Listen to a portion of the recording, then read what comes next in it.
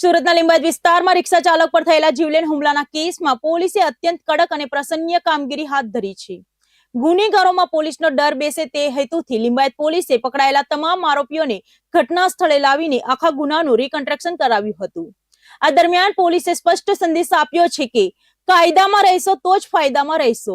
સુરતના લિંબાયત વિસ્તારમાં રિક્ષા ચાલક પર થયેલા જીવલેણ હુમલાના મામલે લિંબાયત પોલીસે કડક કાર્યવાહી હાથ ધરી છે। આ ઘટનાને લઈને લિંબાયત પોલીસ સ્ટેશન દ્વારા સીસીટીવી ફૂટેજના આધારે કુલ 6 આરોપીઓને ઝડપી પાડવામાં આવ્યા છે। પોલીસે આરોપીઓને પકડી પાડી ઘટના સ્થળે લઈ જઈને રિકન્સ્ટ્રક્શન કરવામાં આવ્યું હતું, જ્યાં આરોપીઓએ હુમલો કેવી રીતે કર્યો હતો તે અંગે સમગ્ર ઘટનાનો ખુલાસો કર્યો હતો। પોલીસ તપાસમાં સામે આવ્યું છે કે હુમલો કરનાર આરોપીઓ અસામાજિક તત્વો સાથે સંકળાયેલા હતા, જેના કારણે રિક્ષા ચાલક પર જીવલેણ હુમલો કરવામાં આવ્યો હતો। લિંબાયત પોલીસે આ કાર્યવાહી મારફતે અસામાજિક તત્વોને સ્પષ્ટ ચેતવણી આપતા કહ્યું છે કે કાયદામાં રહેશો તો જ ફાયદામાં રહેશો। આ સાથે હુમલો કરનાર તમામ આરોપીઓની પોલીસે ચાલ બદલીને તેમની પાસે કાયદેસરની કાર્યવાહી શરૂ કરી દેવામાં આવી છે। હાલ આ સમગ્ર મામલે વધુ તપાસ હાથ ધરવામાં આવી રહી છે।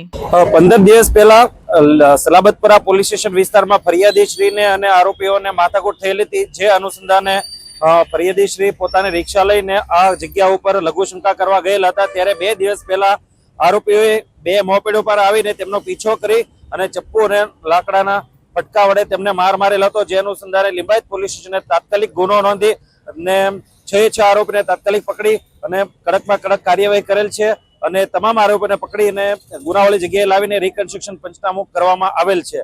અને તમામ ગુનેગારોને એક સંદેશ છે કે જો તમે કાયદામાં રહેશો તો ફાયદામાં રહેશો, નહીતર આવી જ રીતે લિંબાયત પોલીસ સ્ટેશન તરફથી કડકમાં કડક કાર્યવાહી કરવામાં આવશે।